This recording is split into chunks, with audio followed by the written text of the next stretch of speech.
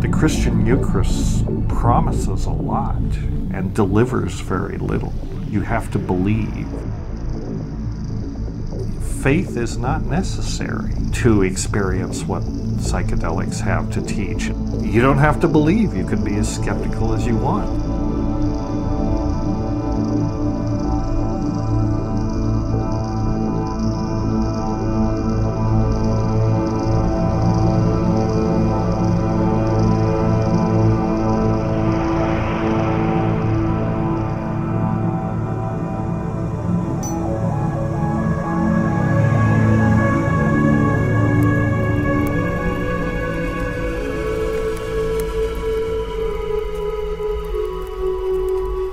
The famous ethnologist Merciliade called it the archaic techniques of ecstasy, and it certainly is archaic in the sense that it's probably our oldest religion, but it's much more than a religion. It's actually a set of practices for achieving altered states of consciousness, whether with the use of drugs or the use of other kinds of techniques like ecstatic drumming and sometimes self-flagellation, or sometimes, different types of, physical stress. But the basic idea of shamanism is to achieve an altered state of consciousness, and not simply to have the experience. The shaman actually uses the altered state to access a transpersonal realm, a realm of spirits or supernatural forces,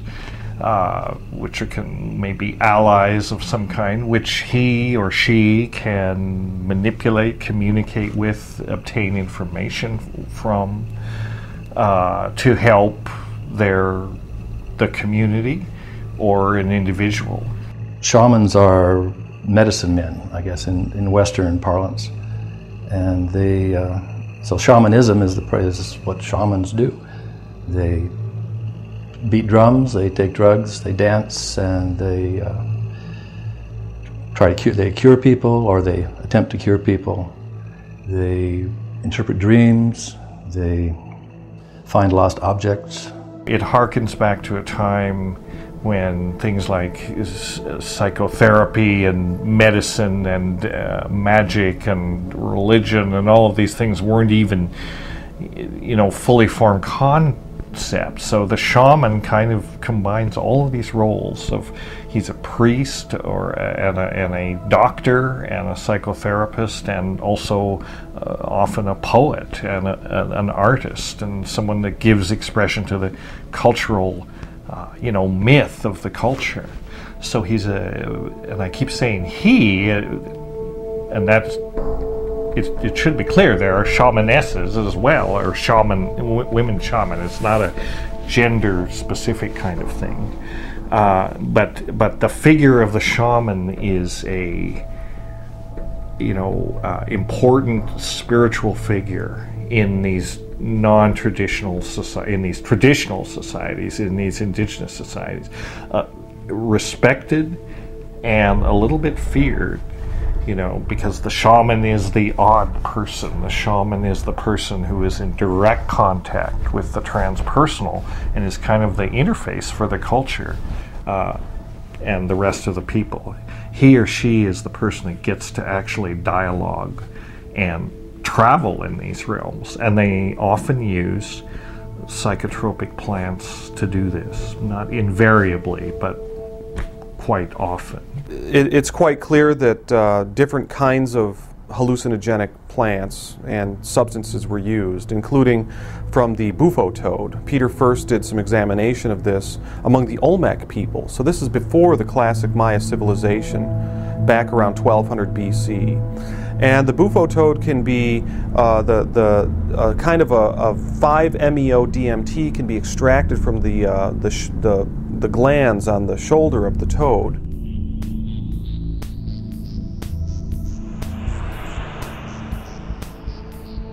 You know, there's another compound out there called bufotenine, which was first discovered in frog skin, actually, and it's got some kind of psychoactivity. It's a little hard to really pin that down, but it's a naturally occurring, tryptamine as well, though. It's found in blood and brain and cerebrospinal fluid and urine, any body fluid in animals in which it's been looked for. So they were clearly using psilocybin mushrooms. They were clearly using the 5-MeO-DMT extracted from the bufo toad, and possibly a more close analog of DMT itself. I mean, there's some discussion around the difference between 5-MeO-DMT and regular DMT, but actually modern explorers with these substances have reported that there are qualitatively different experiences, but both can be pretty soul-shaking. So I think within this context, then, you had a whole array of other hallucinogenic plants being used, the morning glory.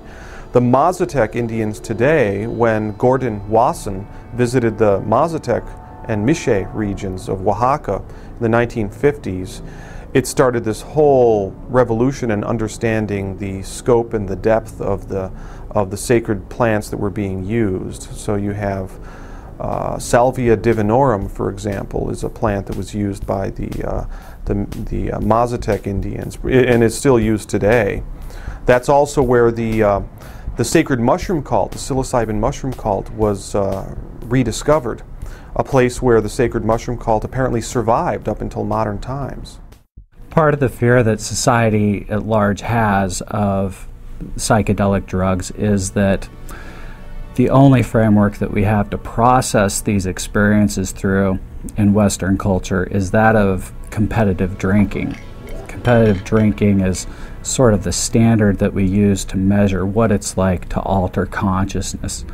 And I think the shamanistic perspective or shamanistic worldview can give us a new perspective on how to process these experiences and show how valuable that they can be. The shamanic perspective essentially would say that drugs are not the ideal way to alter your consciousness, and you shouldn't alter your consciousness with any of these types of substances until you at least first master altering your consciousness through other means, such as the use of drums, dancing, paying attention to your dreams. There's all sorts of different ways of attaining altered states, through plants and drugs, through trance, meditation, hypnosis, drumming, starvation, fasting, exhaustive exercise, all kinds of things.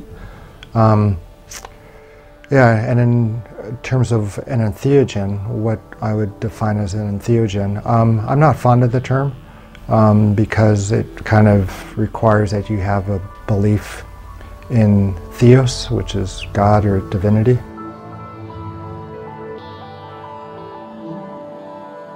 I think that the term psychedelic is just a bit more descriptive of what these drugs or plants, do or what they manifest. Psychedelic means, mind manifesting.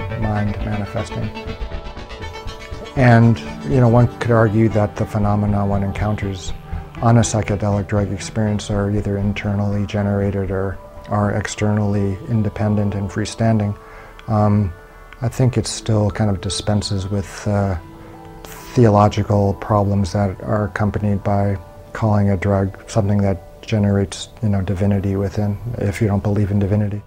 It means God within, generating God within, and inside theos, God, and generate, so that which generates God inside a person. So, and it's a class of drugs, formerly called psychedelic, but it's a way of sort of softening the bad press of the word psychedelic.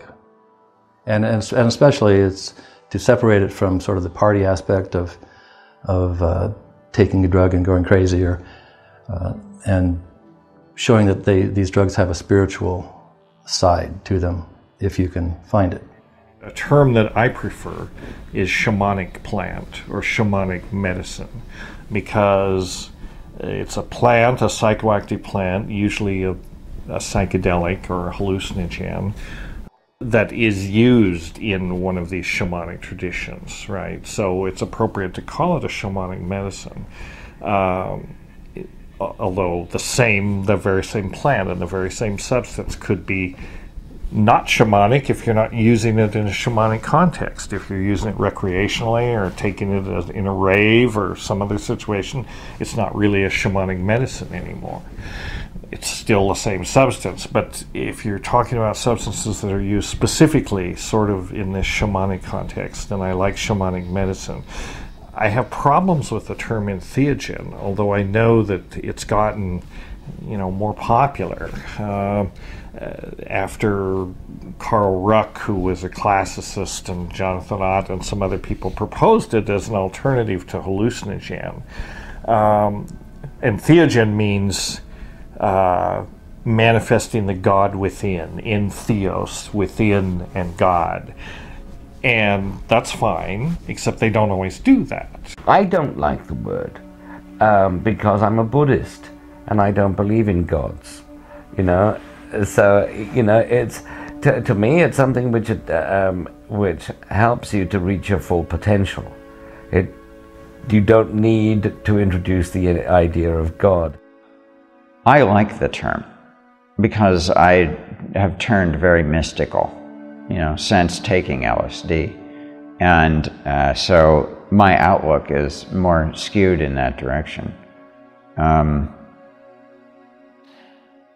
I think that what Groff said was that it was a non-specific amplifier of your mental states, the psychedelic or hallucinogen or fantastica, the psychotomimetic, all of these qualities that have been ascribed to the same class of sacraments that we now refer to as entheogens. I think it's closer for me to the ultimate purpose for which these substances can be used. The capacity for the human being to experience infinite love and total self-forgiveness.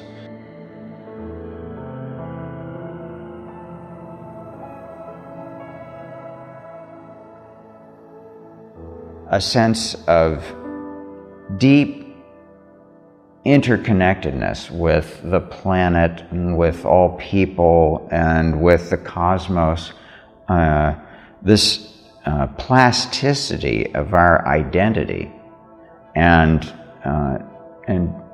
helping us to see into realms that perhaps are both ancient because they're the archetypal divine imagination, and they're ever fresh, because it is transcendental presence that is the creator, the artist, the cosmic artist, Entheogen. It means connecting with God. I've been searching for God all my life. I was a practicing Catholic for many, many years, and you would think that psychedelics, being mind manifesting, would show you the God you've been worshiping. The closest I ever got to God was that, hey Nick, you're God. You're an aspect of divinity that's looking out at this, a little spy for God, and so enjoy it. I said, well, that's a twist. I've been looking for a God outside me.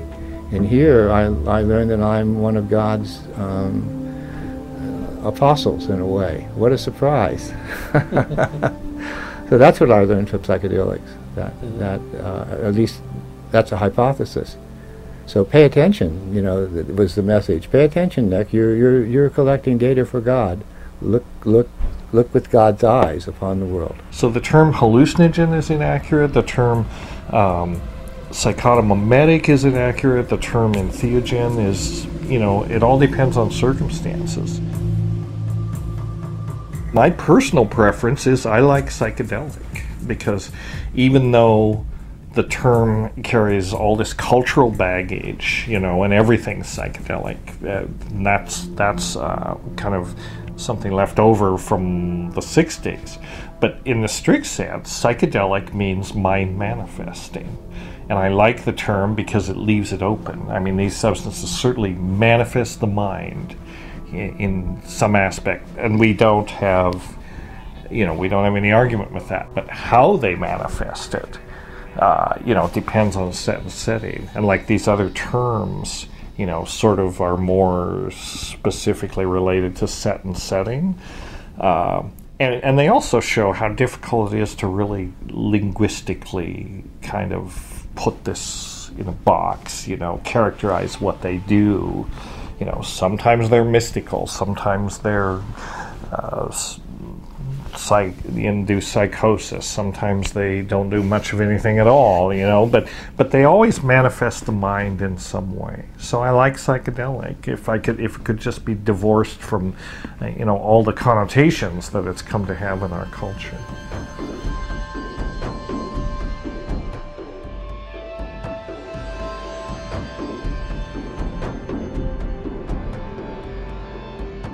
I think it's almost inevitable that psychedelics have been playing a part in religious, mystical experiences since the beginning of time. They are a powerful way for human beings to blow their little egos out of the water and contact the divine. I mean, one thing, you know, the whole of spirituality has its roots, ancient roots, in the shamanic traditions. We still have those traditions, and a huge number of them are based on whatever the indigenous psychedelic happens to be in that area. Because what could be more natural than you pick up a mushroom or something like that, you ingest it, and my God, you're having visions. You're seeing life in a new way. You're seeing through the appearances. You have a greater understanding, or at least the confines of your common sense understanding is exploded. And it's transformational. They elicit a whole spectrum of psychological effects. Probably the ones that people find most interesting as far as alterations of consciousness. They have profound perceptual effects, emotional effects, cognitive effects. They have effects on your sense of self and on your relationship to your body and to your will. You know, so they kind of cut across the entire spectrum of human consciousness. It's rare that people rush to repeat it, you know, over and over again regularly. It's not that you have a craving to take the drug. You have a curiosity about the experience, and you often have to overcome your reluctance to take the drug in order to have that. You see this with ayahuasca very strongly. You know, if you drink lots of ayahuasca, you actually develop a physiological aversion syndrome. You know, and this is well known where with other substances where it tastes so bad and you get sick and all that, and you actually, you know, really don't want to consume it, you know, but you do, and somehow you always get it down, and you're always glad you did, you know, because you overcome the aversion and you learn so much from it, you know. But it's definitely not addicting. Quite the opposite. I think it is possible for people to have an abusive relationship with a psychedelic drug, although compared to the other drugs of abuse, that's certainly a lot less common. For example, the kinds of relationships that most people have with heroin or alcohol or tobacco, those kinds of drugs. Psychedelics, as a rule anyway, tend to be taken sparingly, once a week, once a month, once a year, as opposed to daily. And in fact, in the case of most of the classical psychedelic drugs, like LSD, psilocybin, DMT, if you take them regularly, you quickly develop tolerance, and you stop responding, especially strongly after the second or third day that you take a psychedelic drug. That's not quite the case with DMT, but the debilitating effects of DMT, tend to limit its repetitive habitual use as well. No, there's no evidence that entheogens are addictive. I mean, ayahuasca or mushrooms or peyote are definitely, or iboga, are definitely not addictive substances. I mean, you can take them and not take them again for years. I mean, they can be a little bit psychologically addictive, like any experience. If somebody really loves it, they may want to go back and have the experience again and again. But generally, you really don't find abusive patterns with people who make use of these substances.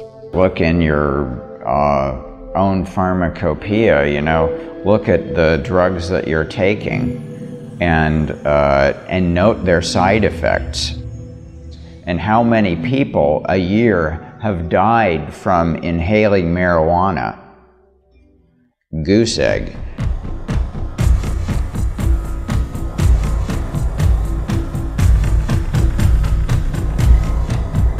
Now, look at how many people die from drinking alcohol. You've got hundreds and thousands of people. You've got the people who are completely distraught over the alcohol addiction and things like this. It's countless billions of dollars and millions of lives. Or, think of the people that get creamed when the drunk driver, hurts someone.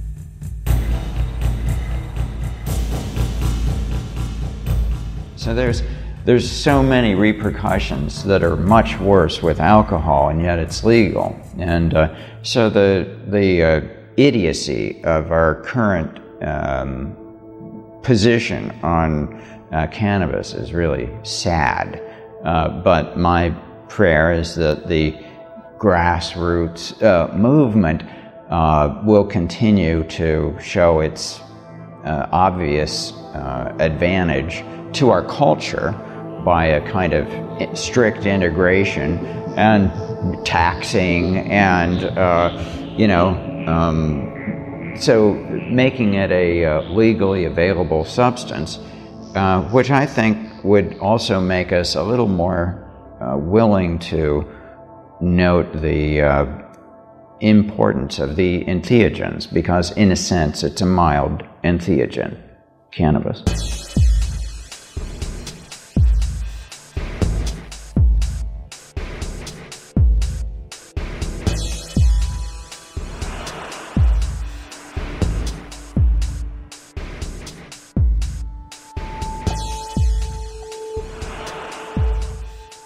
At the same time, we've conflated them with other substances like heroin and speed and cocaine, which are more addictive, more artificial, where we've taken, in the case of heroin and cocaine, we took naturally occurring plant substances, but then we did a chemical process to them to kind of amp up the active component and separate it. So I have a friend, Morgan, who's an herbalist, and he makes a distinction between the whole plant medicine approach that indigenous people were mostly using, and our kind of attitude of just isolating the agent that causes a certain reaction and then amplifying that effect so that it leads to addictive patterns. A culture is what it eats, and an individual's personality is often largely a reflection of their diet.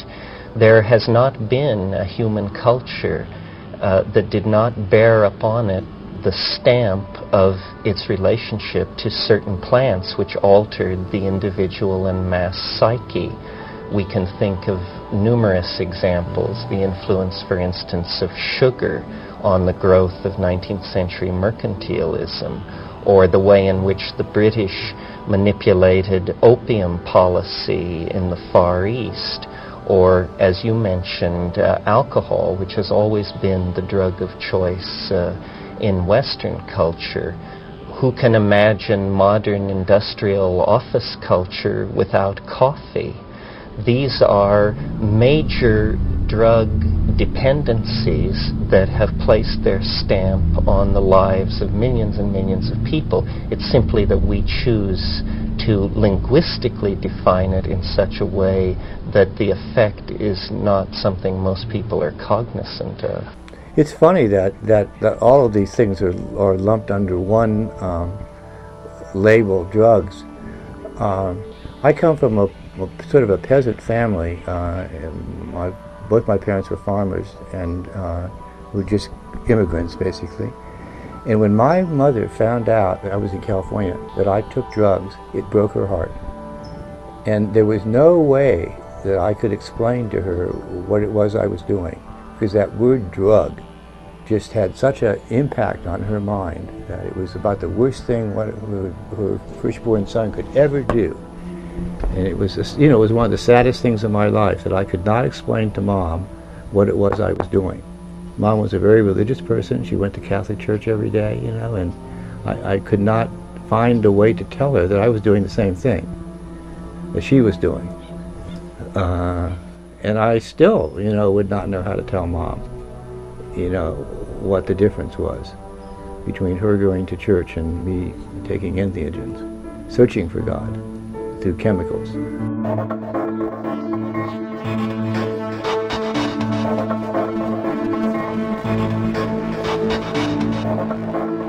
There's no such thing as a bad drug, right? Because a drug is just a drug.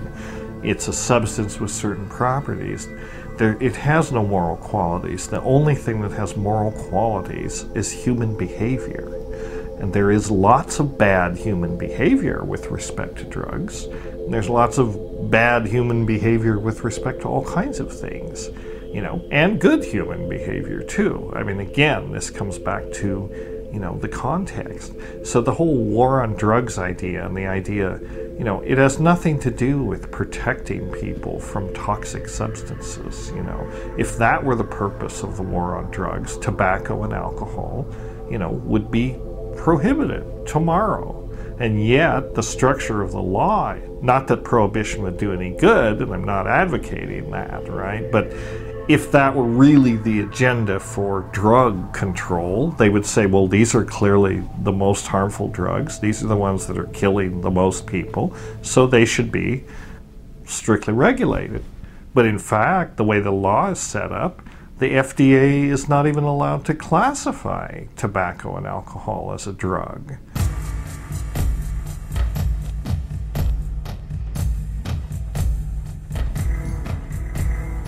There are these science fiction cliches like, there is some knowledge man should not know. So probably there are probably horrible things like huge devils or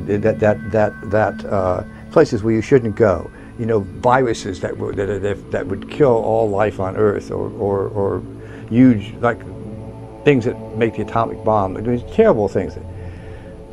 So what does our society has a right to make those things not investigatable by science because they're too dangerous. So our society decides that among those things is marijuana. That scientists should not be able to explore marijuana and MDMA and LSD and these certain molecules because there are things men should not know. And I think as a scientist, that's laughable. And as I often like to say, I got my degree in nuclear physics, and I like to say, if they trusted me with plutonium, why not LSD? My gosh. So this makes no sense. So okay, if the war on drugs is not about protecting people from harmful substances, what is it about? Why are all these substances illegal? It's about control. And ultimately it's about control of what people can think. And, It's the control of experience. It's essentially the state arrogating itself to the point where it says, you know, certain states of consciousness are allowed and other states of consciousness are not allowed. And that's really what it comes down to. This is about cognitive liberty.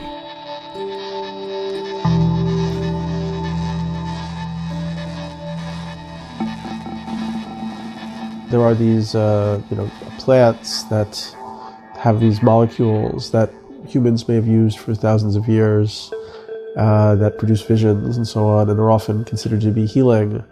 In our cultures, we've demonized some of these substances and made them illegal, which I would consider to be unfortunate. It's the state saying, you know, don't go there, because if you take this entheogen or you take this psychedelic, you're going to have funny ideas. And funny ideas are very dangerous, especially if they don't fit in with, you know, what we're saying should be, you know, kind of the accepted cultural zeitgeist. So that's the danger of psychedelics, is they actually cause people to question the cultural paradigms and say, well, you know, maybe this is not consistent with, maybe the revelations of psychedelics are not consistent with what Hollywood and Wall Street and the government and Main Street and, you know, religions and all these institutions are dishing out. So the war on drugs is really a war on consciousness and who's allowed to think what. More importantly, I personally don't believe that anybody has the right to tell you what to do with your own body or what thoughts that you can think. That if you do not have the freedom to decide what happens to your own body and your own mind, then you really don't have freedom at its most basic, essential level.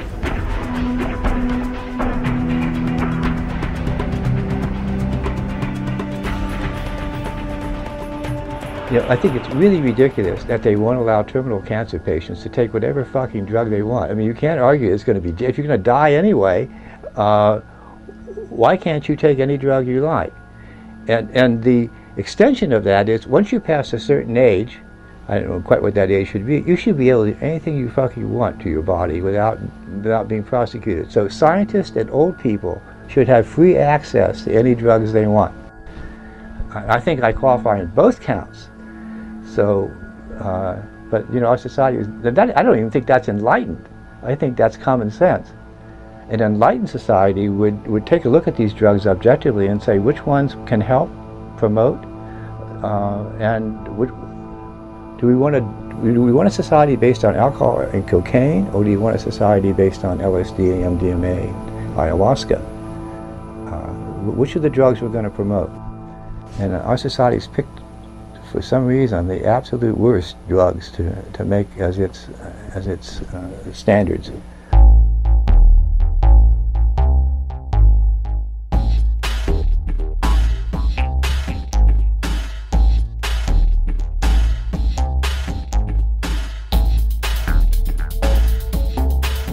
Potentially, psychedelic drugs could be for psychology what the telescope became for the science of astronomy. In the right set and setting, with the right kind of psychotherapy support or religious support or whatever the context of the support is, and most importantly, what the person's intention is when they take it. If they're an addict or an alcoholic, they can take ayahuasca, they can take peyote, they can take these substances, and it will definitely help them to get over that. And in the case of something like ibogaine, it's even more specific. I mean, there's other things going on with ibogaine that might interrupt the addiction syndrome on the physical level. For many people, actually, who were alcoholics and things like that, many have been cured by their use of psychedelics. So in some ways, it's the opposite of addiction. Entheogens actually are almost the opposite of an addicting drug, in that sometimes a person will only take entheogen once and have a very powerful experience and actually be freed from some other addictions or habits that he or she might have. And in fact, in some ibogaine research, an African drug called ibogaine, people are being taken off of heroin and alcohol with some good success where other methods have failed.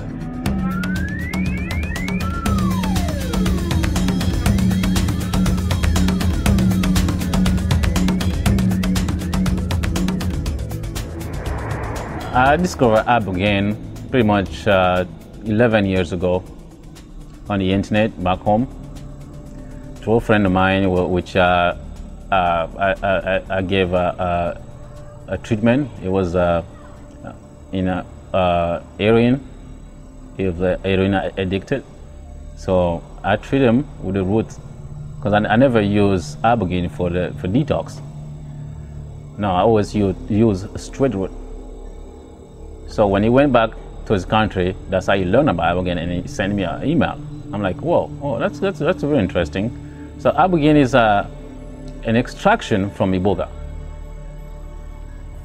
So you take the root itself, you do the extraction, and it became the first like a total alkaloid. Ibogaine is very effective at treating certain kinds of addiction, opiates, methamphetamines, cocaine, and alcohol.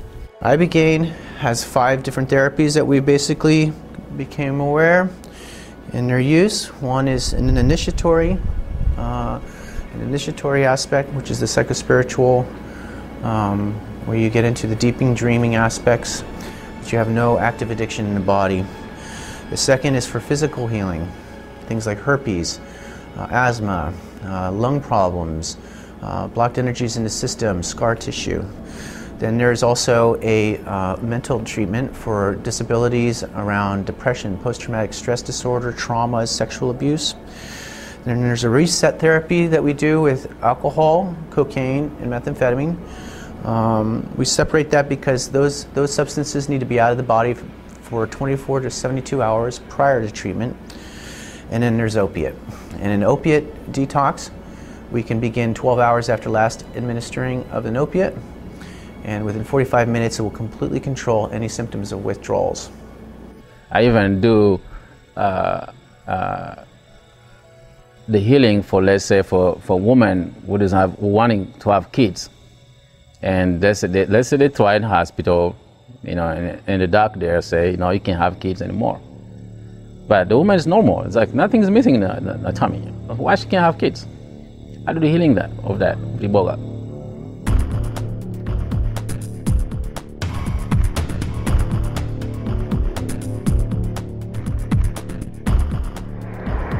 Something that's been discovered recently by Dr. Deborah Mash and others is that there is a new neurotransmitter created in the brain after taking ibogaine called noribogaine. And it can stay in your system for up to 4 months. And that's the substance that they theorize is continually working on your psyche to make that reduction of cravings stay in place so that over the long term you have time to break out of that cycle of addiction and become a new person. Not only is it address the symptoms of withdrawals and discomfort, but it also works in the craving center of the mind. So the individual, by the time they've completed treatment, has no desire whatsoever within a 10 days to 2 week period to touch opiates. See, that's pretty much the reason why I'm here in the West.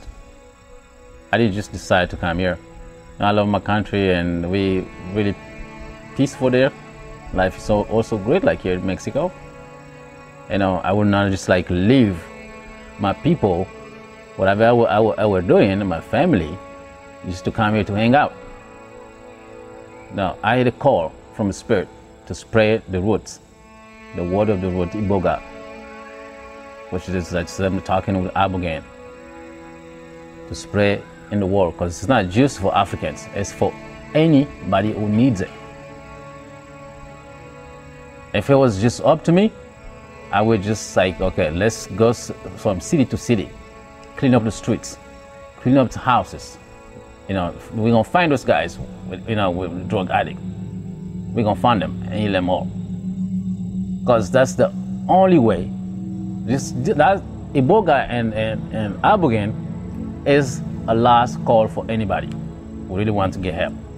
You don't have to spend like thousands and thousands of dollars or spend months in a clinic rehab and go back tomorrow and using the drugs. No, it takes just a couple of days to get healed, and I'm ready to do that.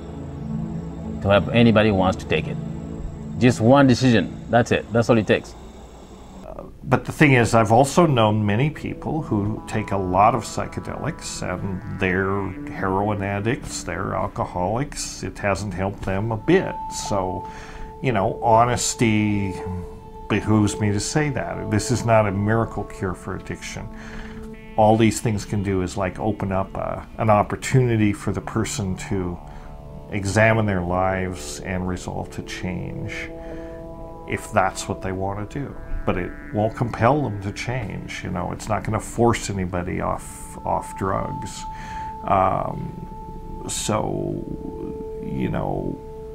It's like a lot of other techniques for treating addiction, talk therapy or whatever.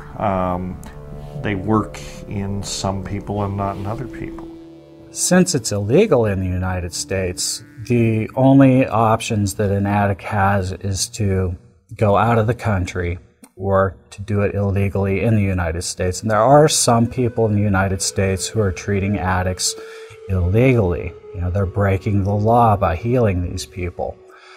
However, most people go to other countries to take Ibogaine. I personally, went to Mexico around the Puerto Vallarta area with an organization called awakeninginthedream.com. And that was a great experience for me. And the people there were super nice, and it was in a setting that I think was beneficial to the Ibogaine experience. In other words, it wasn't in a clinic, it was in a house, and I was with people who were very experienced at doing this, and I felt completely safe. But there are several clinics in Mexico doing this. Some of them are just right across the border in Tijuana. And there's lots of clinics around the world that will take your money and give you Ibogaine. They've never taken Ibogaine. They don't know anything about drug addiction, and they have no idea what that individual is going through in that process. And that just frightens the hell out of me. I mean, in comparison to what the model in the United States, this is not a return visit, a revolving door therapy house. We're hoping you can come here once, get rid of that addiction, and when you come back again to do more work with the Ibogaine, if it benefited you, without an addiction in the body, because then you can go to the next level, and then you work to the next level. And this could be a real supportive, this isn't like going to meetings every day and believing that you're never going to be anything less than what you are. This confirms that you are no longer in the body energetically. There is no physical addiction existing in the system.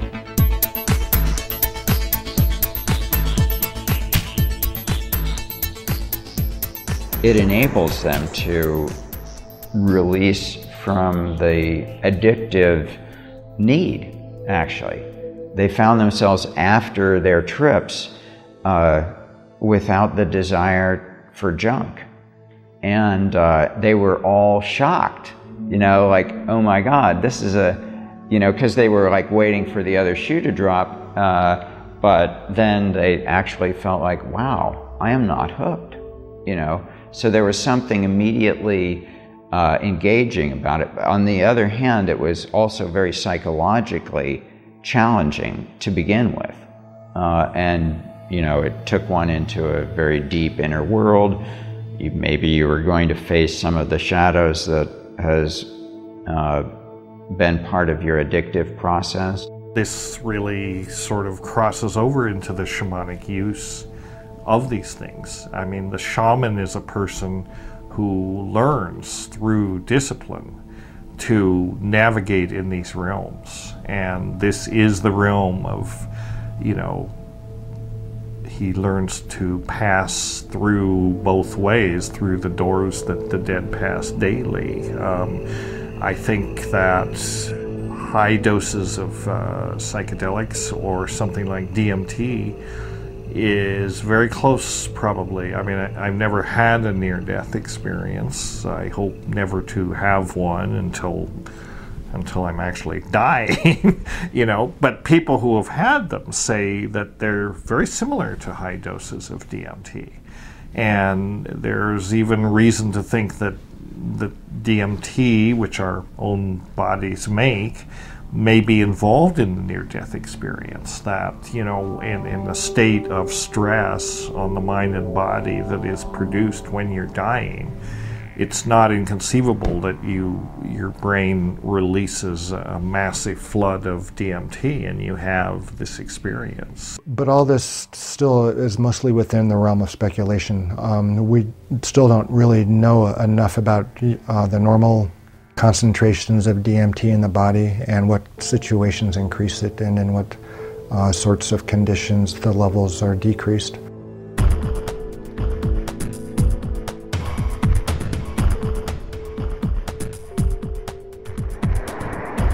Where is DMT found in nature? Well, a better question would be where is it not found in nature? I mean, this is really interesting to me. The fact that DMT is so ubiquitous in nature, and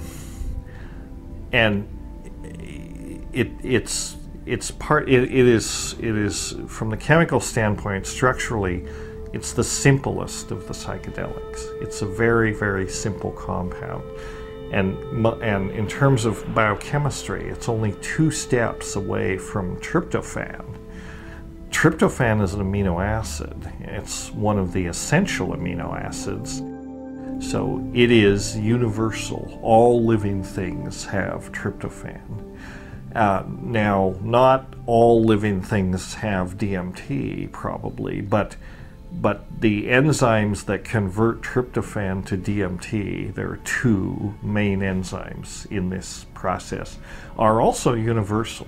I mean, I don't know how chemical we want to get here, but the basic idea is there's an enzyme that takes off the acid group of the amino acid, so it turns it from an amino acid into an amine. And then there's another enzyme that puts methyl groups onto the amines. So first you get tryptophan, and then you get tryptamine, and then you get dimethyltryptamine, which is what DMT is. And this goes on, I think, very commonly. Well, these enzymes are certainly common. I mean, they're common in all cells practically. Do all organisms contain DMT? I think it's possible that all organisms might contain traces of DMT. There are many plants that contain DMT. We know of at least a couple hundred, and that's only because we've looked. You know, there are probably thousands of plants. In fact, my suspicion is that because tryptophan is so easily converted to DMT, I think if you went out with a sufficiently sensitive instrument, mass spectrometer or whatever, and just started sampling plants at random and shoving those through your gas chromatograph or whatever you're using, you would find traces of DMT in every plant. And you would also find it, we know it's very widespread in animals too. So we know it's in amphibians, we know it's in mammals, including us. We know it's in marine organisms, we know it's in fish. So it's odd that, well, maybe it's not odd. It's just a fact of nature that it's all over the place. And probably is about as close to being universal as anything is. It's also related to serotonin. Serotonin is a neurotransmitter which occurs in all life and is most concentrated in the higher primates and most concentrated there in man. It is 5-hydroxytryptamine, while DMT is, as you mentioned, NN-dimethyltryptamine. So there is a very close structural affinity between this extremely potent and exotic hallucinogen and the very common basis for ordinary consciousness, serotonin. DMT and 5-methoxy-DMT and even beta-carbolines, which are the other component of the ayahuasca combination, do occur in the human brain, and they occur in other places in the human body, in the adrenal glands, for instance, probably in the gut, but they definitely occur in the human brain, especially in the pineal gland.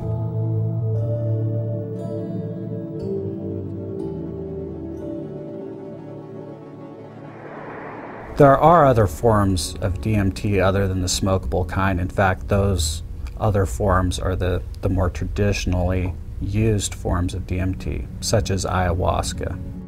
Ayahuasca is remarkable because, as you probably know, it's combined from these two distinct plant species. Its two principal ingredients are themselves inactive except in the presence of each other.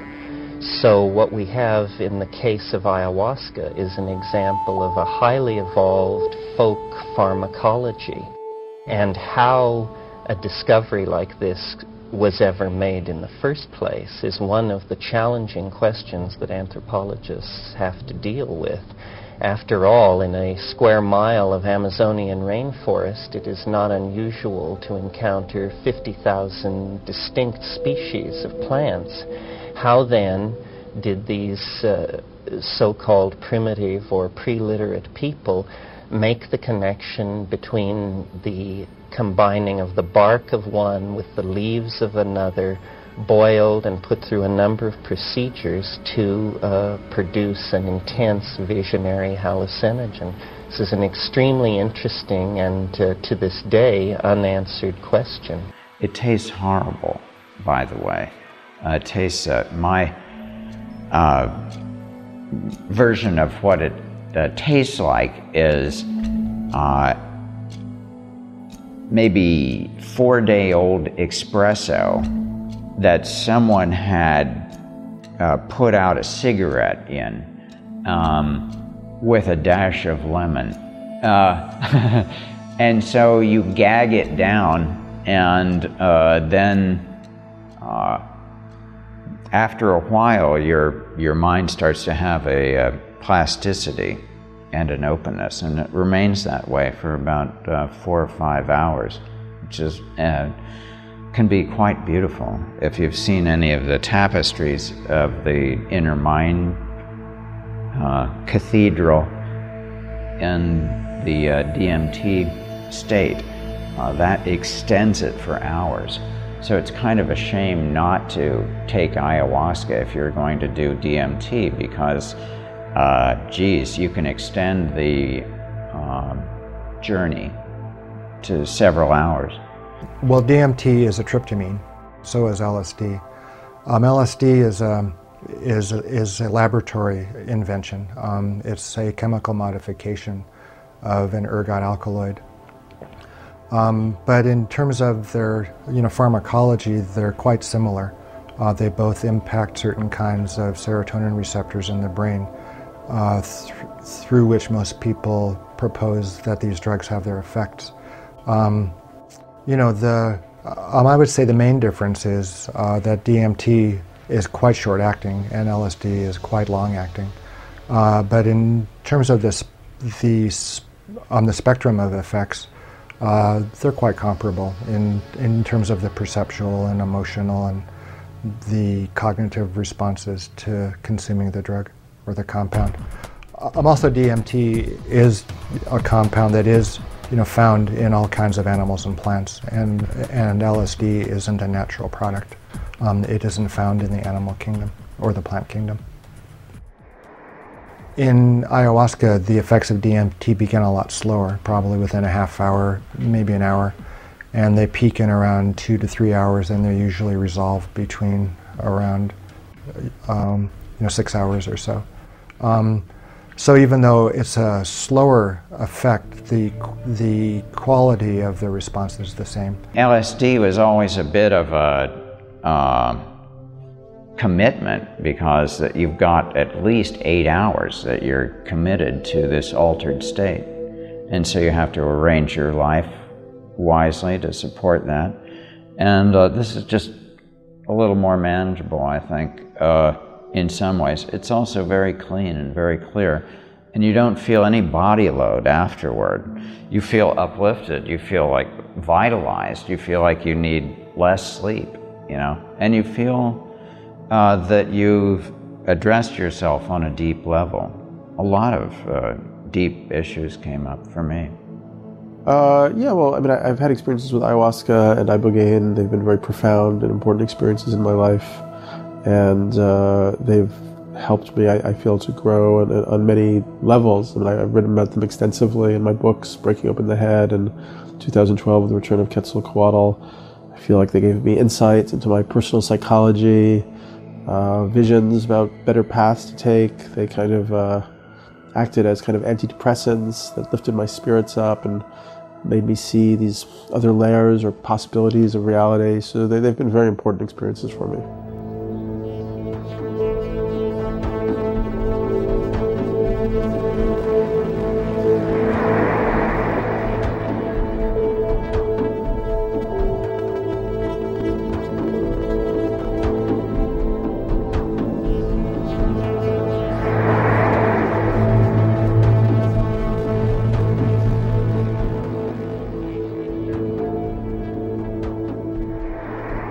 Telepathic and group mind states are induced by this particular plant mixture, and it's particularly interesting in the light of the fact that the chemical constituents which make it go are in fact found endogenously in the human brain. These are not exotic compounds from the point of view of ordinary human brain chemistry. So there is a suggestion there that manipulation of neurohumoral compounds, brain neurotransmitters, and that sort of thing may in fact open the door to untapped areas of human potential. One of the games my brother liked to play with the mushrooms was, you know, in this dialogue situation, he was always saying, tell me something I can't possibly know, right? And that will validate that it's not me, you know, that this is coming from.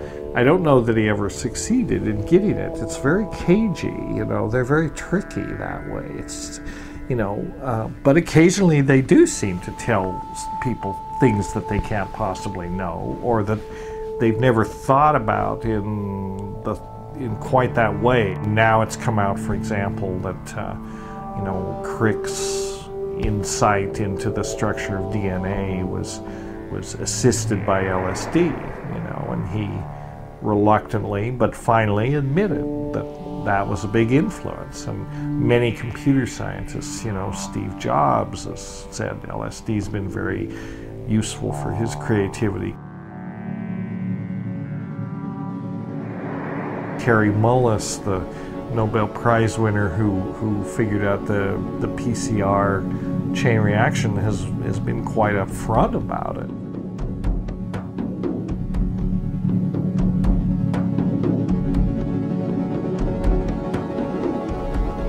LSD gave him the ability to get down with the molecules and see what's happening. In some sense, there is a communication. In some sense, the question isn't even valid, because where do the boundaries between the self and the world exist? You know, we're not really separate. I mean, we're part of this information field.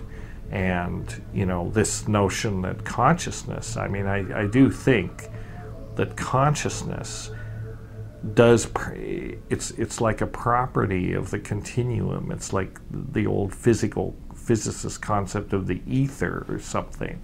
It kind of permeates everything, and it's not really localized in the human brain or necessarily even generated by the human brain. Why does the brain require DMT for normal function if, you know, this is indeed true? Yeah, and it's hard to say. I mean, I think that perhaps one of the functions of ordinary levels of DMT is kind of like a, kind of reality thermostat. If you have a certain kind of narrow window of levels of DMT in the brain, it maintains this ordinary level of, perceptual, consensus reality that most of us live in. Kind of like the endomatrix in a way, as opposed to like an externally applied, psychological or, consciousness kind of matrix like in the movie. This is one that's internally generated. But it may be that the brain is a place where it becomes focused and concentrated. The brain may be as much a receiver of the signal as it is a generator of the signal. Nobody can really say, but that model in some ways appeals more to me than the notion that it's all coming from the brain. The brain is more like a node, and there's this sort of field of consciousness that permeates everything, and to a certain degree, everything is conscious.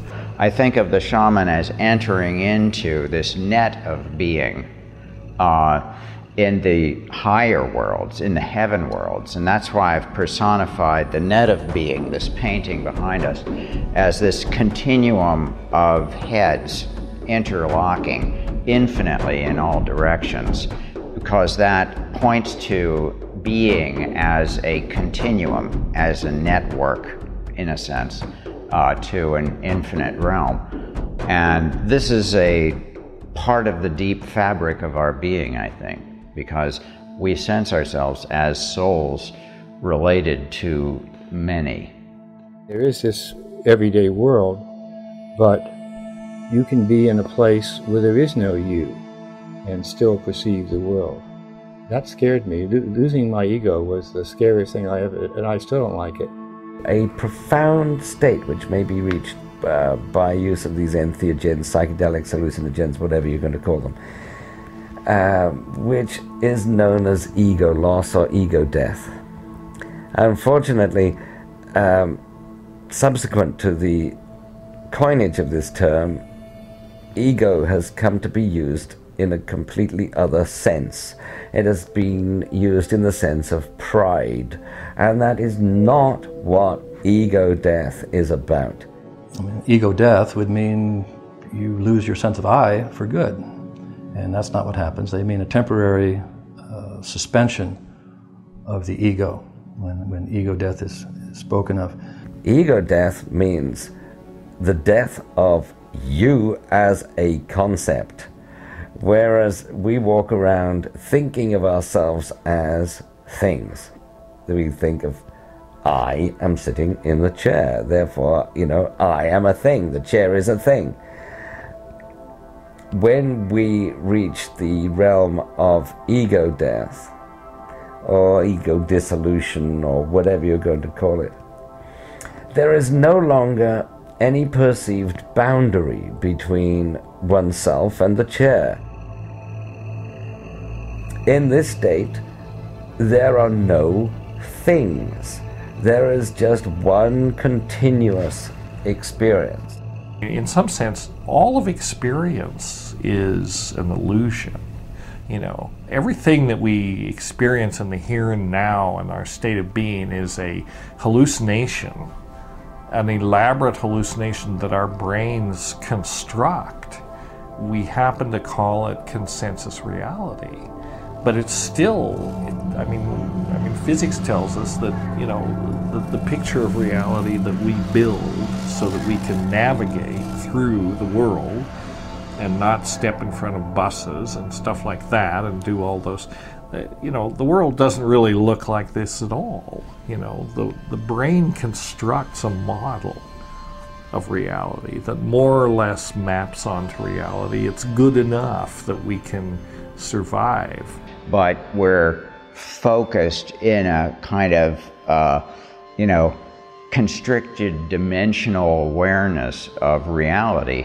And, for safety reasons mostly, and we don't necessarily want to know that we are actual one consciousness with all beings and things at all times. So, nevertheless, those dimensions are all open to our being. You know, we have a complete freedom of the continuum of being. If we change the nature, you know, we have the model and we have the real world out here and we have the sensory neural interface that's taking this information in, interpreting it, and giving us the model. If we change the nature of the sensory neural interface a little or a lot, if we substitute, say, DMT for serotonin, you know, the model of the world that we get changes radically. And who's to say that that's any less valid than the model that, you know, the brain constructs for, you know, for everyday purposes. So this idea that, you know, I mean, it's all illusion, it's all hallucination. That's what experience is, you know. I mean, that's why, in some ways, I sometimes get a little impatient with people that say, you know, well, a drug experience cannot possibly have any spiritual validity.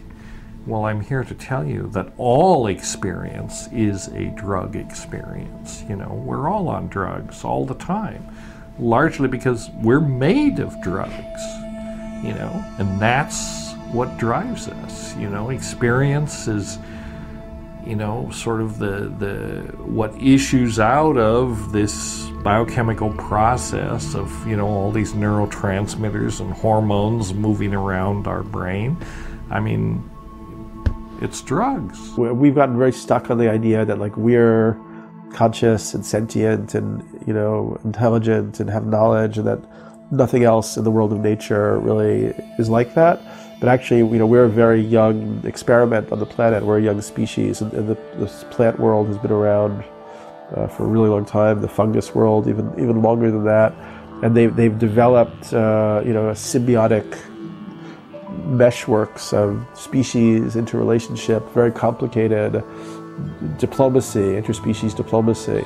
And it may be that certain plants have been kind of anointed or given the role to be the diplomats and the teachers who work with the human species to help us to see if we can evolve to be less destructive before we sort of just lose our shit and top off the biosphere. Maybe the ubiquity of DMT is you know, signature of consciousness in nature, or nature sending a message to, you know, the big brain stupid primates, you know, wake up, look around, it's everywhere, you know, mind is everywhere.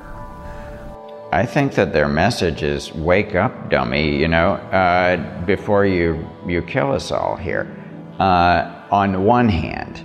And the other hand, they're saying, wake up to your own divinity, wake up to your higher capacities.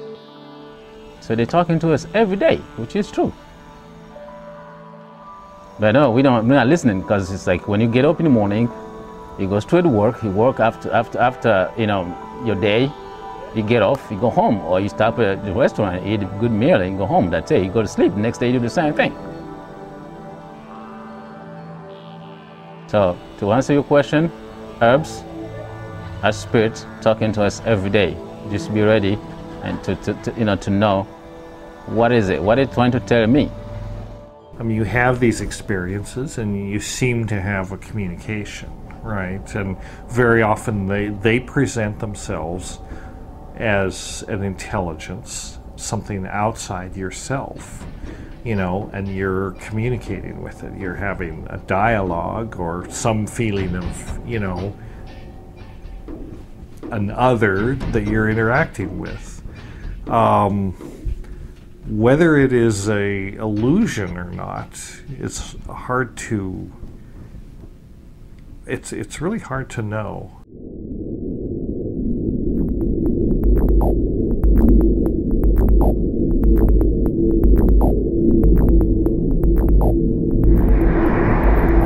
Psychedelics sort of make people aware of realms that are less material, you know, that the real sort of, the really rewarding experiences are not necessarily what Wall Street or Madison Avenue or Hollywood wants to deliver to you. I mean, those experiences, and they're synthetic experiences just as much as a drug experience is a synthetic experience, but they're usually tied with some consumerist, agenda.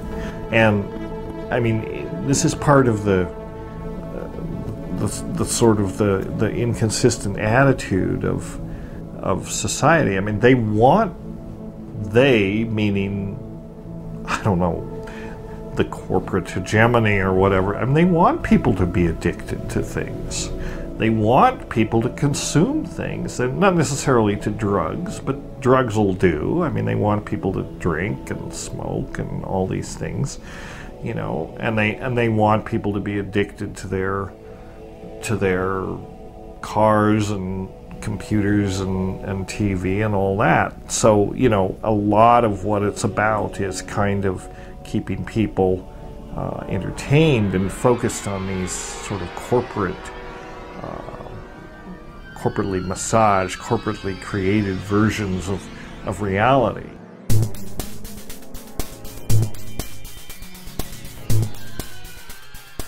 The business of culture, any culture, is to perpetuate its cultural models. And if the hallucinogenic plants have not been integrated into the cultural model, then they are definitely seen as dangerous forces for an unpredictable sort of social change. Mm-hmm. Now, if the hallucinogenic plants have been integrated into the cultural model, this is not then a problem, and this is the case with shamanism. Shamanism is the culturally sanctified institution of inner exploration via psychoactive plants. Where psychoactive plants are not present, shamanic institutions tend to become vitiated, to rely on ritual or ordeals or other methods of eliciting these ecstatic states. Well, the contemporary artist, therefore, has felt a great kinship with the shaman, because the archetype of the contemporary artist is that they stand askance from or ajar from conventional culture. And therefore, these are the creative artists, we hope.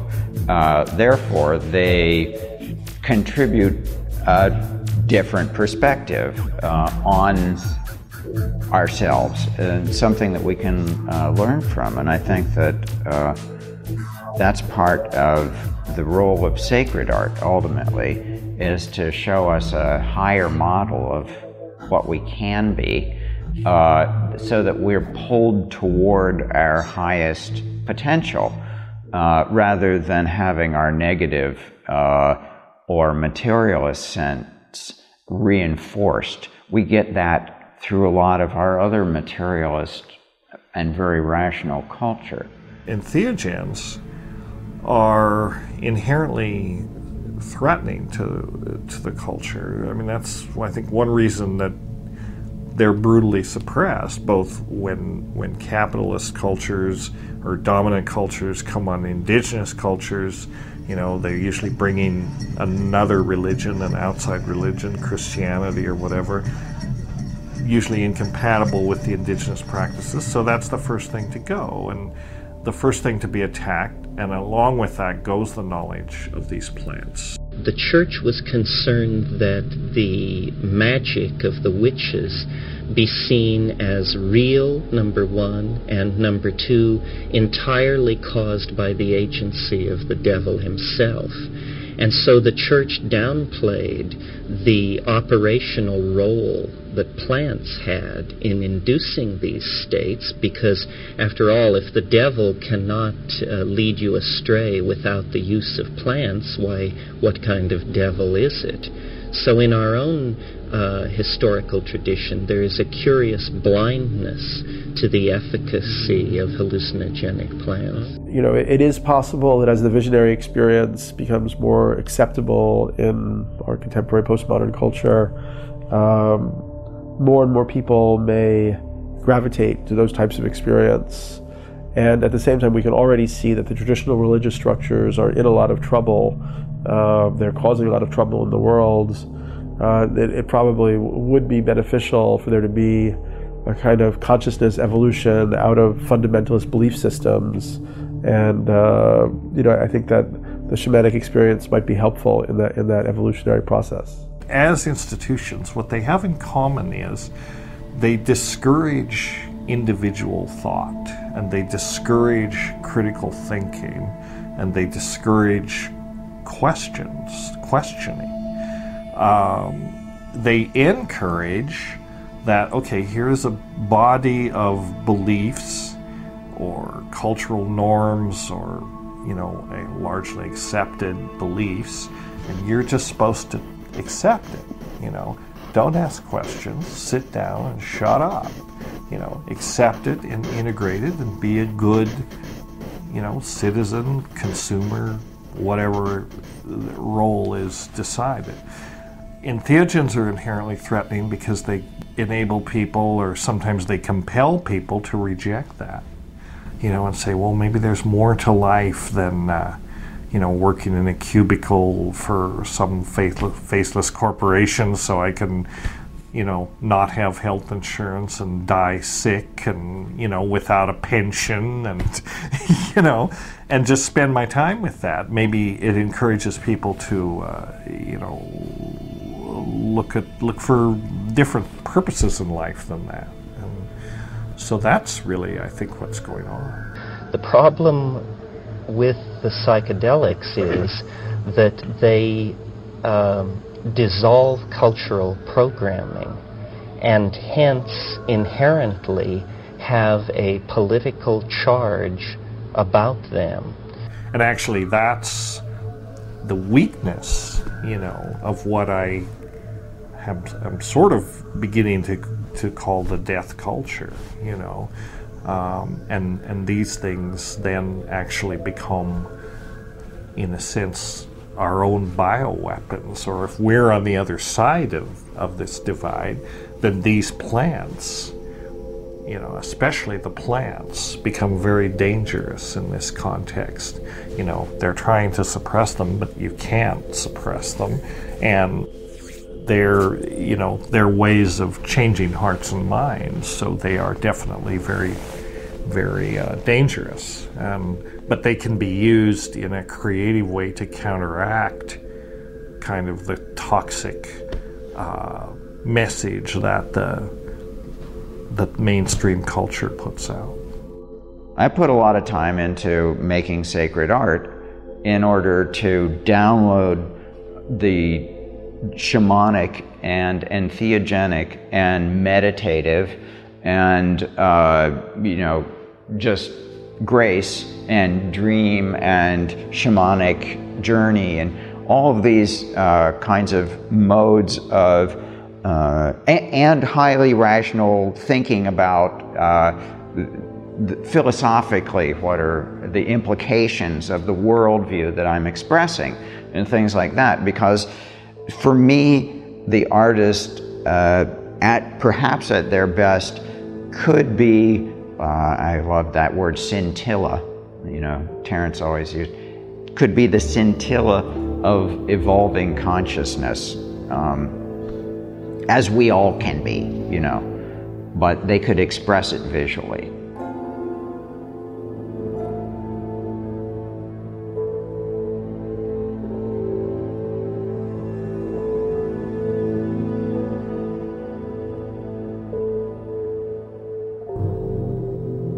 And in fact, there are images that appear to be of the fly agaric mushroom in some early Christian art.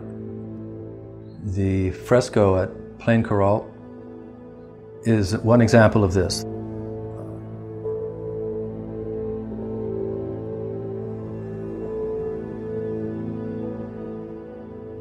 And it appears to be Adam and Eve standing next to this big fly agaric mushroom that has sprouts coming off of it. It's not depicted in exactly the way a fly agaric grows, but the stalk is there in the cap of the mushroom, and it has white flecks on top. It looks very much like an Amanita muscaria mushroom. Now, this has been debated by art scholars saying that no, this is just the style that was used, a figurative style to paint, a way to paint trees.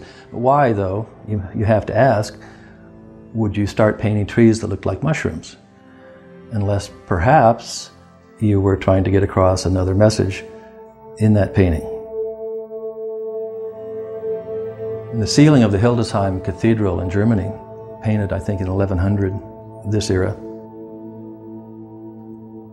there's a striking image similar, very similar to the Plain Coralt fresco of Adam and Eve, again standing not next to a tree like Amanita, but standing in front of what looks like a Flagaric cap behind them, tilted on, so it's facing the viewer. So it's round like this, and Adam and Eve are standing in front of it. Not only is it perfectly round like an Amanita cap, not only does it have white spot, these are actually silver spots spread out over like the veil remnants, white veil remnants on an Amanita cap, but these are actually metallic hemispheres, silver metallic hemispheres that are attached to the painting. So they're actually raised bumps, just like you'll find on the cap of a mushroom. The veil remnants are white flecks that can even be removed. So this was, in my opinion, this was an intentional clue by the artist to show people what was really being shown here, what the fruit of the Garden of Eden really was, according to the artist, and according to Allegro and Wasson as well, that the fruit of the Garden of Eden was in fact the Flagaric mushroom. It's just such a damn attractive mushroom, I have to say. It distinguishes itself by its beauty. I can't think of a more beautiful mushroom, really. At the same time, I can think of one that takes you a lot higher in terms of its psychedelic potency and entheogenic potential. I've never had much of a holy experience on an Amanita. It was slightly more of a deliriant and a body wank than something that would elevate you to the heavenly spheres, It's the iconic mushroom, in a sense. I mean, it's the archetypal mushroom that goes way, way back to at least the Paleolithic. We know that Siberian shamanism is where the whole thing is thought to have originated, and that was a lot of that constellated around Amanita. And, the classic shamanic motifs of the ascending the world tree and having the axis mundi that links the celestial and the earthly and the underground realms. And in Siberian shamanism, this is often depicted as a mushroom. I've encountered the Amanita muscaria mushroom and its symbolism actually in the material around the Finnish Kalevala, the national epic of Finland. It was collected together as an oral tradition in the 19th century and was called the Kalevala.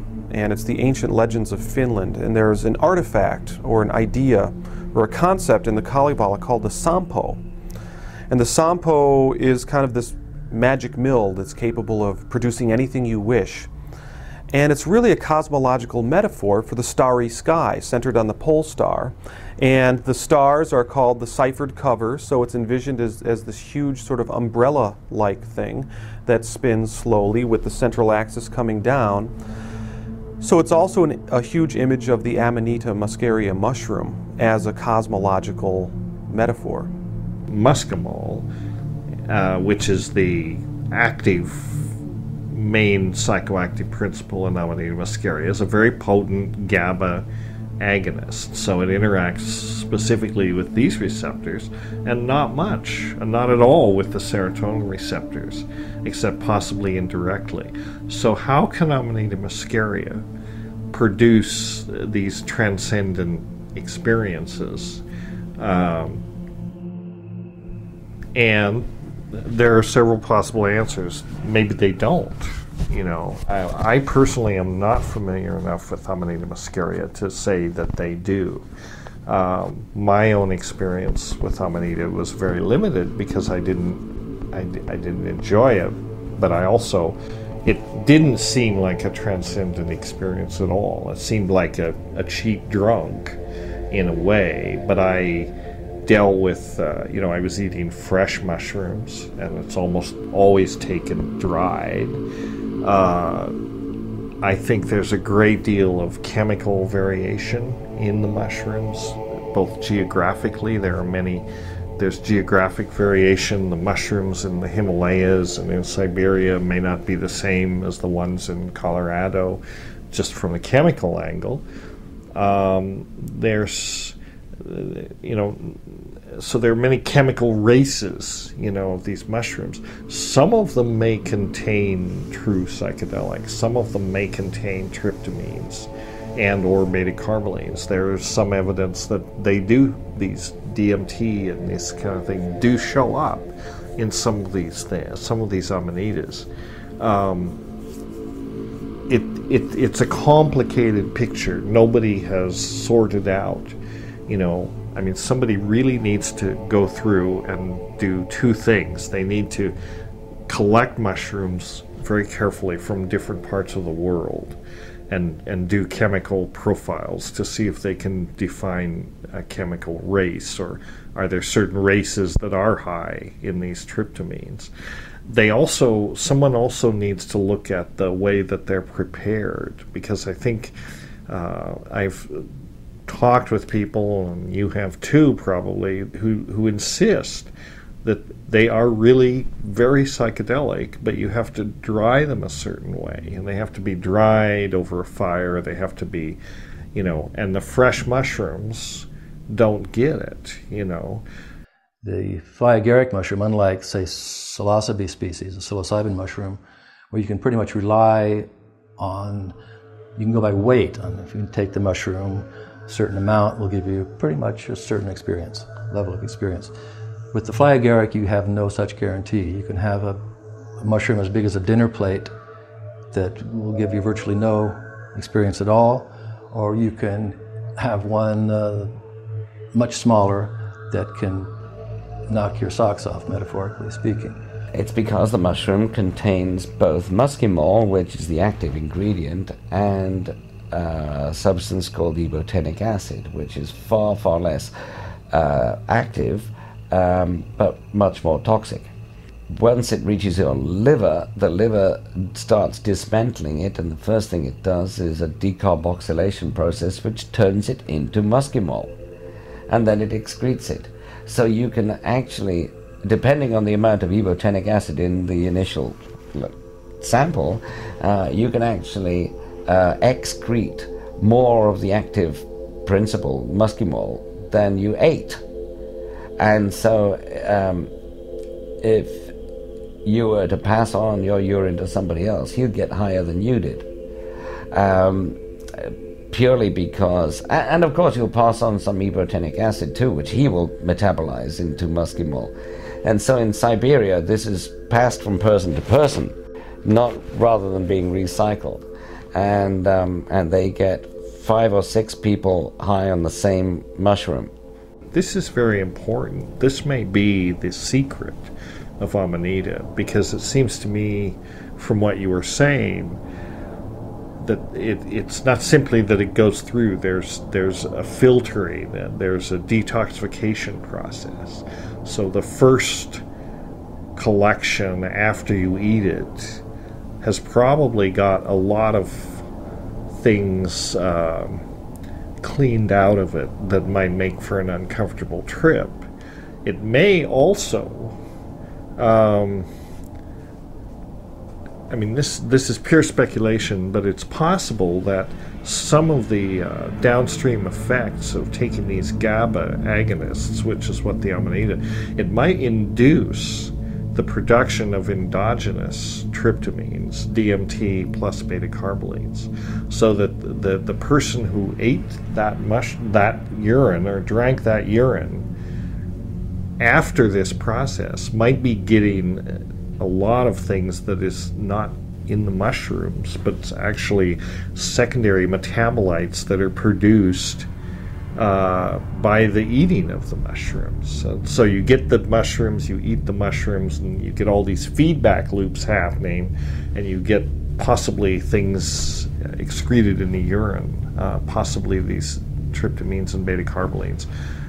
I don't know that this is possible, but it's completely reasonable to speculate. There is actually a Tibetan text which is a retelling of the Hindu myth of how Amrita was first made by churning the ocean. But in the Tibetan version, the bodhisattva who's supposed to be looking after the Amrita doesn't look after it very well, and this demon comes along and steals it. And he doesn't just drink it all, he drinks it and replaces it with his own urine. And then the Buddhas decide that the bodhisattva Vajrapani, who was looking after it, should drink the urine. And he does. And he becomes dark blue, surrounded by flames and ornamented with snakes.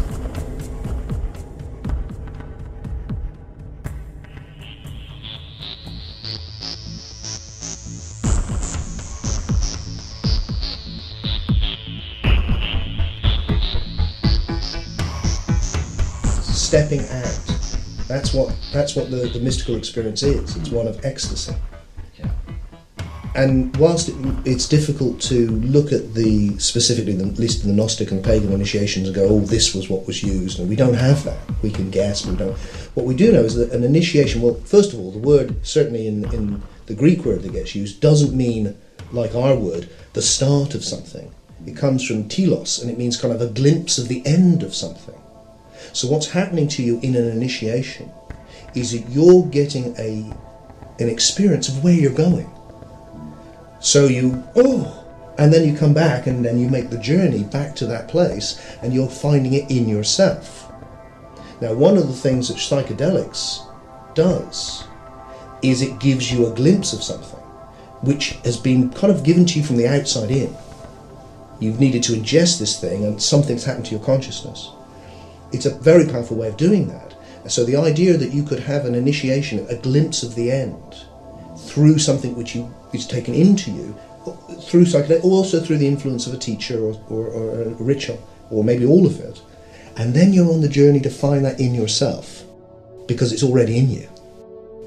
That's what I think is going on, one way or another. It may be the case that there were mystery traditions that made use of psychedelics, and so, we've lost track in our official history of what that use was and what went on. We don't know what they were doing in Egypt. We don't know what the Jews were doing in Sinai. So there's a lot of kind of alternative archaeology and anthropology, which sort of tries to work through these possibilities. And it may be that early Christianity had aspects of a mushroom cult, that may have appeared in these artworks, which definitely are, some of them really are very suggestive of mushrooms.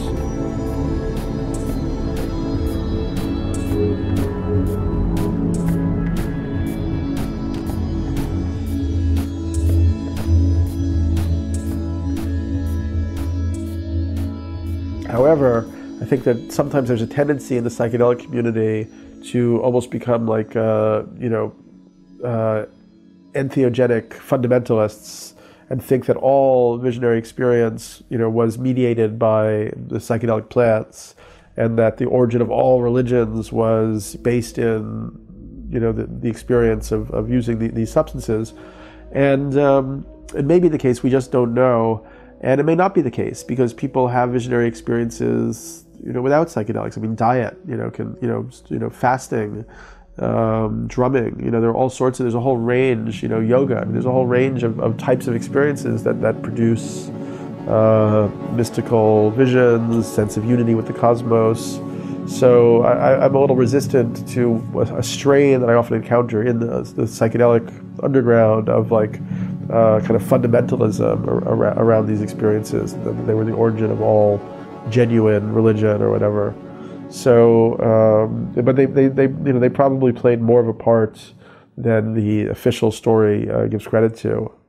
When religions come in contact with a real mystery, with a really numinous thing, they don't like that, because numinous things are inherently dangerous and threatening, and a lot of religion has to do with controlling people.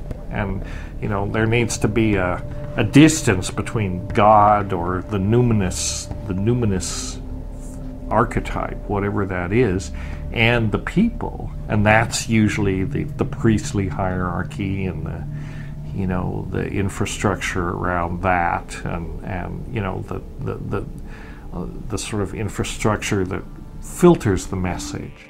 One of the things that stood out in my research in Christianity was the use of the Eucharist. That is, going back to the Last Supper and Jesus' purported words at the time when he dipped the bread and said, "This is my body, eat it and have life in you. Unless you eat this, you will not have life in you. This is my blood," and he handed the cup of supposed wine and said, this is my blood, and unless you drink this blood, you will not have life in you. Unless you eat my body and drink my blood, you will not have life in you. And this is stressed over and over, especially in John, the book of John, in the New Testament. So what could this mean? What is this all mere symbol? Why degrade, ostensibly degrade a high spiritual experience by likening it to eating the flesh and blood of another human being? That seems counterintuitive and completely beside the point, unless these were symbols for something else, for another substance. The Christian Eucharist promises a lot and delivers very little in terms of, in other words, you have to believe to get much out of the Christian Eucharist. And if you believe, then you may get, you won't get a psychedelic experience, but you will get something, an affirmation of faith or a feeling that you're, in communication with the Creator. Frankly, to be honest, I don't believe. I was raised Catholic, but it never made any sense to me, and so I don't believe, so I can't really tell you what a devout Christian gets from the Eucharist. What's different about psychedelics is they do deliver something, they deliver an experience if they're taken in the right set and setting, and I think one of the main things that sets them aside from, or that distinguishes them from the Eucharist is you don't have to believe. In fact, I tell people faith is not necessary, to experience what psychedelics have to teach. In fact, that's an impediment. Get rid of your faith. Approach it like a scientist, You don't have to believe. You can be as skeptical as you want. You can take the substance in, you can experience it, and you can make your own judgments what it's about. If Paul and other people are eating the body of the God and having incredible visionary, Paul says, again, it just completely contradicts the idea of a historical Jesus, because he says, everything I know about Jesus came to me by revelation. Where's this coming from? What is the source of his experiences? I wouldn't be at all surprised.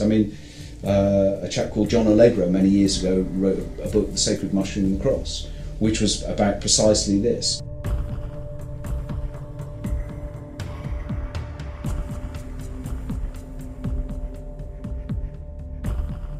He believes that the cultic meal of sharing the book was people getting together and eating some psychoactive substance together and having revelations of the Holy Spirit, what have you. So I'm open to any investigations and whatever evidence comes up. I think it's through personal experience myself. one of the most powerful ways to, well, Aldous Huxley himself, where in is it Heaven and Hell? Doors of Perception. Doors of Perception. When he looks at the bamboo chair, I think it is, and he says, "I suddenly," and this is a man who spent his entire life writing about the religious traditions of the world, the mystical traditions of the world, but he never actually had an experience. And here he was on mescaline, I believe, looking at this chair suffused with light, and he says, here, all these words that people had used before, like grace and all these suddenly I was having that experience. Alan Watts the same, again a great scholar, actually had the experience in this way. So if that's happening to people today, I think we can safely assume it's been happening to people for a very, very long time. Yeah. Shamanism is like a universal human dispensation wherever people live in connection with their native land, and it doesn't have to be through plants either. I mean, there are tribes that don't use plants, that just do all-night ceremonies, ritualistic drumming. There are all sorts of different ways to get people into altered states, and actually we're learning more and more about brainwave patterns and theta states and alpha states and so on. So and I think that as Andrew Weil talks about, the desire, the sort of almost the necessity for people to change their consciousness and experience other states of consciousness seems to be very basic to our human nature. And if people aren't given constructive and creative outlets for those types of experience, they'll choose destructive and negative ones, just because it's just almost natural that we would want to have different types of consciousness experience. Anybody's experience, their subjective personal experience of the mystical, has to be considered valid in some respect. They may have a different terministic screen, a set of words that they use to describe these mystical experiences, and maybe sometimes we don't always agree with those because of the baggage that's associated with them. But we still have to be open to the truth from those experiences before we completely just throw the baby out with the bathwater. A mystical experience by any means whatsoever, and if you can do Sufi dancing and attain a state of mystic bliss by finding your center and being a vortex, like a gyroscope of being, I think there are numerous ways that people sort of align themselves with this mystic reality. But I happen to think that entheogens and psychedelics are a powerful way that could more safely be integrated into the sort of initiatory experiences that people call into their lives and stuff. And I think that the usefulness of the substances may eventually, as if humanity can evolve itself and mature itself, there may be an application, in the future for these substances.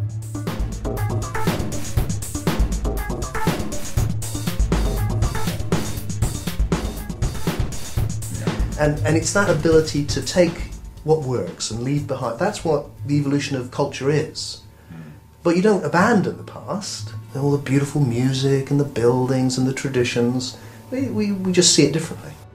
When the Spanish Inquisition got to the New World and they found these Aztecs, eating mushrooms and having a jolly old time and having these ecstatic experiences and all that. I mean, as if that wasn't bad enough, but then they were calling it the flesh of the gods. Teonanacatl was the Aztec term for the mushrooms, which meant flesh of the gods.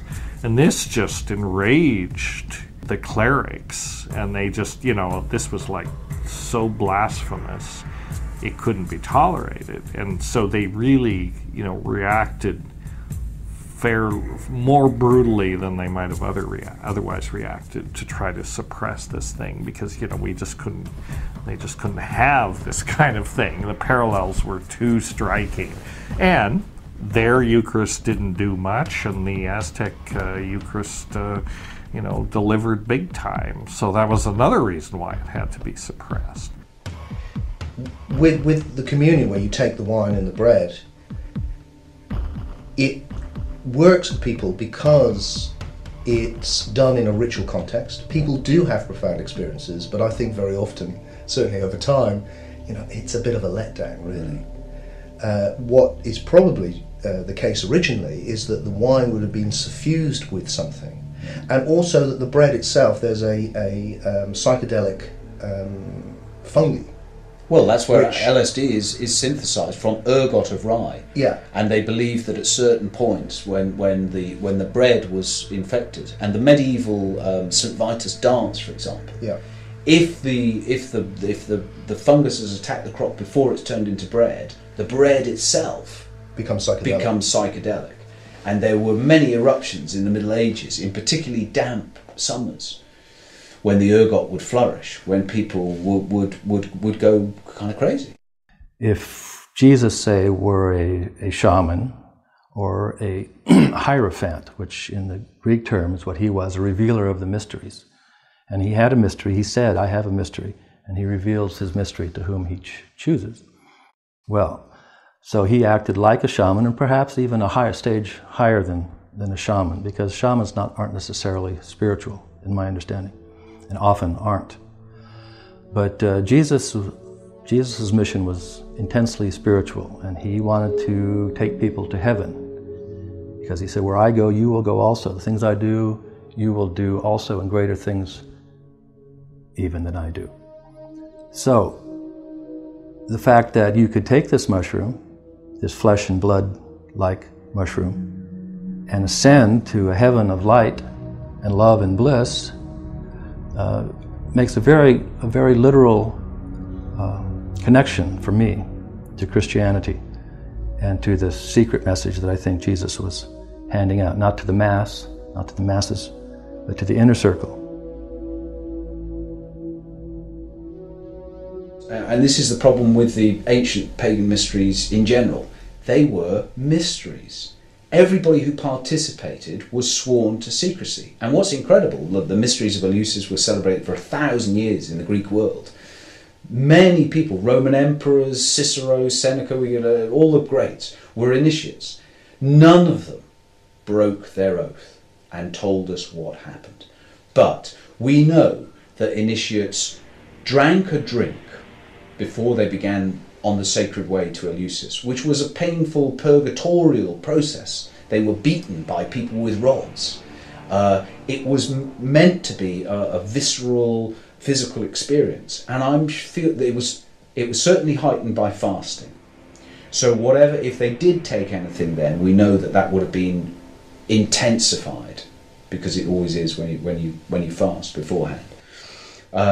Archaeologists have found opium pipes at Eleusis, so we've got enough hints to know. And the ancients were master pharmacopists. They knew all of the intoxicating, and it, as Tim says, it came out of the shamanic tradition. In the heart of the Greek mysteries, the cradle of Western civilization, there was the Eleusinian mystery cult, and you had the enactment of I guess Demeter and Persephone and all this going into the underworld, and then at the height of this maybe 6-day ceremony or something, they took a psychedelic, which they called the kykeon. There is an illustration. It's used on Robert Graves's Greek myths, which is one Maenad, who were the female followers of Dionysus, holding up a mushroom. Yeah. So there are numerous hints that this was going on. I wouldn't be at all surprised if it's...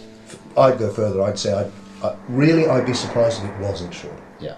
What we can't say, and the reason that Peter and I haven't pushed it in our research, is because if you're coming out and saying, look, Jesus doesn't exist, it's such a confronting thing for most people that we've tried to keep to everything we can absolutely meticulously back up. But here is another possibility which others have looked into much more deeply than we have, and yet really, it would be such a surprise to see such a powerfully transformative process going on that didn't draw on this in some way, because they didn't have the same taboos which we've now got around changing consciousness. Yeah. And now you can look at Socrates' whole allegory of the cave and things like that, and you can, where people were just being in their cave and noticing the shadows and thinking that was the world, and then somebody turned around and they went outside and they saw the sun, and it's like, oh my God. He came back and wanted to tell all of his friends about it, and they absolutely wouldn't look toward the light, no matter what he did. They just wanted to stay entranced in their shadow worlds. We are in this cave, we are watching shadows on the wall and mistaking them for reality, whilst the true source of light is from the mouth of the cave. And Plato even says, what would happen if a wise person came from the sunlight into the cave and said to people, look, you're just looking at shadows, this is not the real world? And then he says they would probably kill him. So they say basically that's what happens with the mystic, and they've seen the light in a sense, and they're trying to tell their brothers and sisters, about the reality of their own sort of higher dimensions. The way to understand religion is you've gone from a powerfully transformative event where you would take these psychoactives in a ritual context, probably alongside some sort of ritual death, and your state of consciousness utterly transformed, to a little bit of white wafer and some tiny sip of wine in a context where you're going to go back and sing. But I think it must always be the function of organised religion to neuter, to emasculate the mystical experience. Because what you don't want is people having their own access to the divine. So if people are taking a divine and then having their own personal act, they don't need you. The whole point of organised religion is to mediate the divine. They are the intermediaries between you and God. That's the way organised religion works. So it must always, and I think it happened in Hinduism with Soma. We were looking at the fly agaric mushroom, at which Gordon Wasson believed was the Soma. But at any rate, whatever Soma is, and I don't believe it's the muskemole, I really don't. I believe it's more like psilocybin, or Steve Hager has even said it's cannabis. If you read about it, it's like obviously cannabis. So at any rate, it was some kind of psychedelic, and it was a way for them to basically make contact with the divine. The ninth mandala of the Rig Veda is entirely devoted to singing the praises of Soma, and yet we do not know what Soma is or was. R. Gordon Wasson spent a considerable portion of his life researching this problem and reached the conclusion that Soma was Amanita muscaria, a mushroom that is symbiotic to pine and birch trees throughout much of the North Temperate Zone. However, scholars have cast doubt on his identification of Soma. It's quite possible that there were several different psychoactive plants used in sacramental forms in ancient India. In the most developed forms of Vajrayana Buddhism, the amrita that was used was called Panchamrita, which means the fivefold amrita. So there were 5 separate plants, I think. In the literature, in the scriptures, we're told of 5 different meats horse, cow, dog, elephant, and man, the great meat. But I believe that these were different plants, and that when you had the fivefold elixir to drink, and you also ate in ritual context, ate a bite of each of the 5 meats. I think that was really drinking a concoction of 5 different plants and eating a little of the raw plant. And I believe that they were all different psychoactives.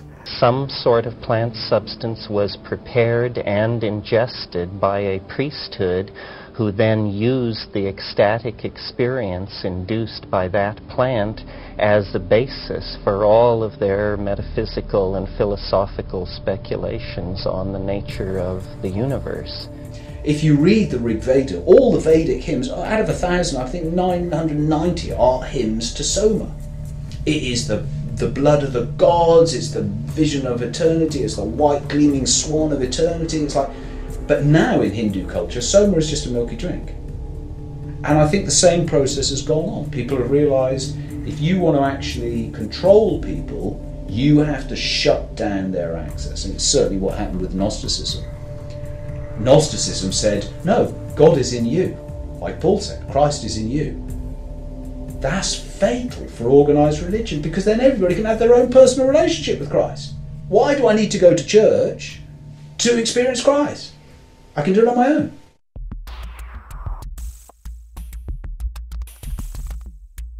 The psychedelic experience is as central to understanding your humanness as having sex, or having a child, or having responsibilities, or having hopes and dreams, and yet it is illegal. We are somehow told we are infantilized.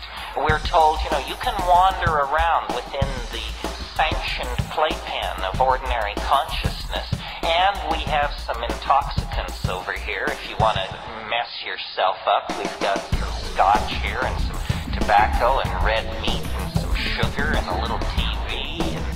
But these boundary-dissolving hallucinogens that give you a sense of unity with your fellow man and nature are somehow forbidden. This is an outrage. It's a sign of cultural immaturity, and the fact that we tolerate it is a sign that we are living in a society as oppressed as any society in the past.